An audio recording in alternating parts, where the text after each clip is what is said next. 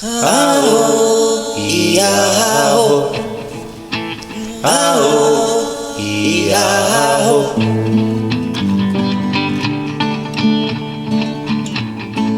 Bueno, después de toda esta violencia institucionalizada y toda esa construcción de la objetivación del cuerpo de la mujer, lo que va a resultar de esa violencia sexual es un mestizaje. ¿Qué nos puede hablar de eso? Bien, yo también como este mestizo que soy, me he dado cuenta de la reacción de muchas veces de la gente que necesita ubicarte, ¿no? Y tú tienes más de indio, tú tienes más de negro, tú tienes más de blanco, pero tu pelo no sé qué, pero entonces te das cuenta de que los mestizos siempre estamos, y en ese momento sobre todo, están fuera de los espacios que se habían construido. Si estamos hablando de principios del siglo XVI, cuando la corona establece las repúblicas de indios y de españoles. Entonces, tú tenías que pertenecer a algún grupo, porque la normativa regula la pertenencia a uno de los dos grupos, ¿vale? ¿Okay? ¿Qué sucede con los hijos que van surgiendo de ese mestizaje? Entonces, en la historiografía encontramos que hay muchas veces una alabanza hacia el mestizaje, como, wow, somos los mestizos, tenemos lo mejor de cada lado, somos el producto del contacto de los dos mundos y cosas de estas, ¿no?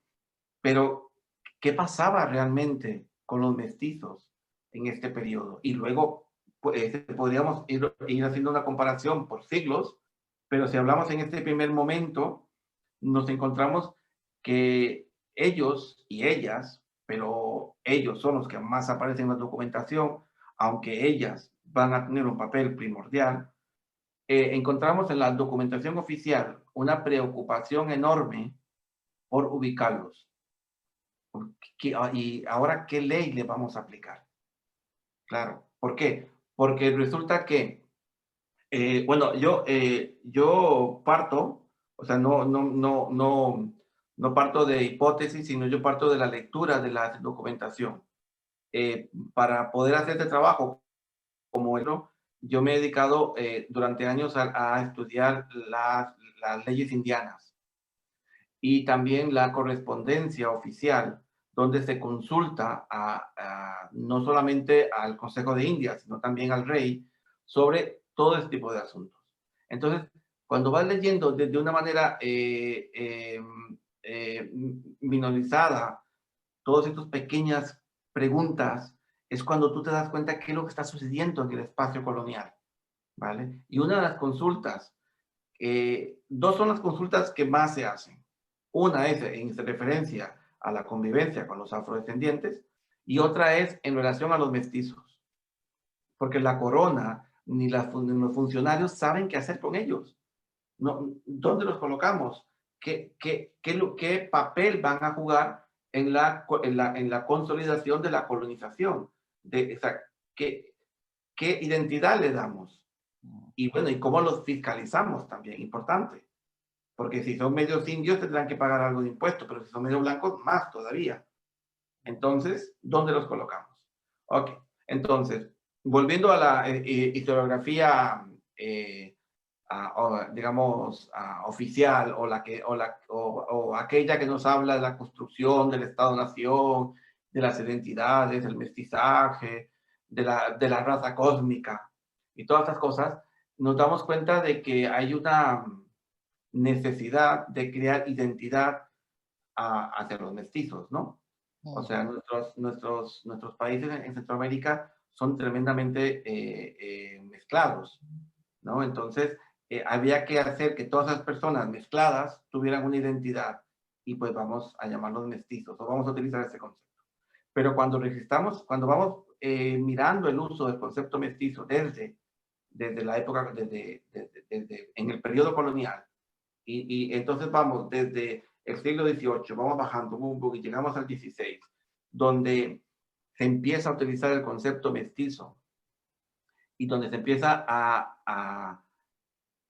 y cuando empieza a ser un problema de dónde se coloca, es cuando te das cuenta en la violencia tan extrema de dónde proviene, ¿no? Y el rechazo que van a recibir tanto del grupo indígena, que por lo general el 99% eran de las mujeres indígenas, y del rechazo de sus padres españoles, ¿vale?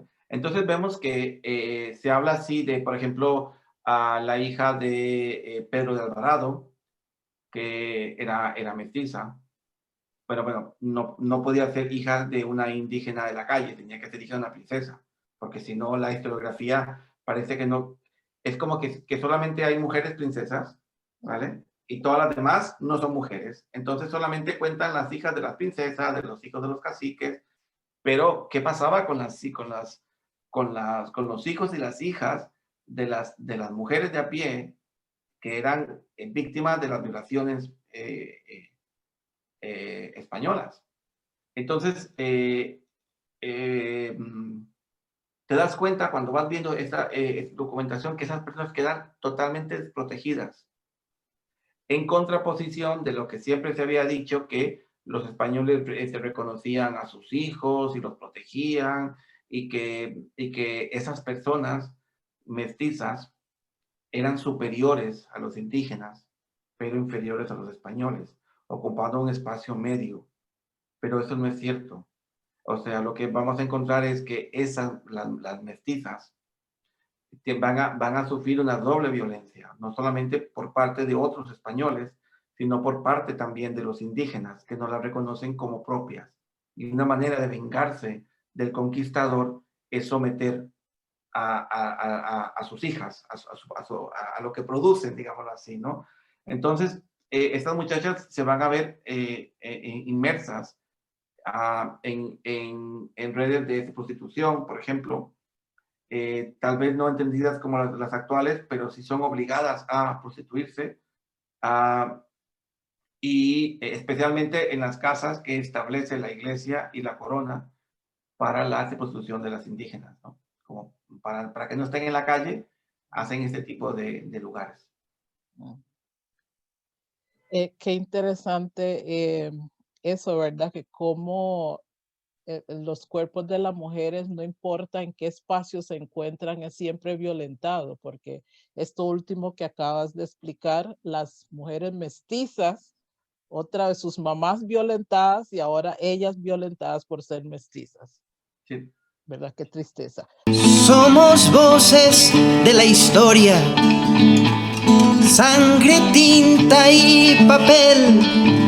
Somos voces de la historia, mis ancestros, su saber, mis ancestros, su saber, mis ancestros, su saber.